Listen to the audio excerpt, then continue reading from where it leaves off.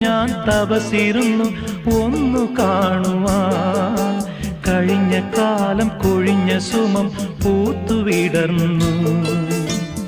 മൂകമാമെൻ മനസ്സിൽ ഗാനമായി നീയുണർന്നു. മൂകമാമെൻ മനസ്സിൽ ഗാനമായി നീയുണർന്നു. ഹൃദയമൃദുല തന്ത്രിയേന്തി ദേവാമൃതം വൈശാഖസന്ധ്യേ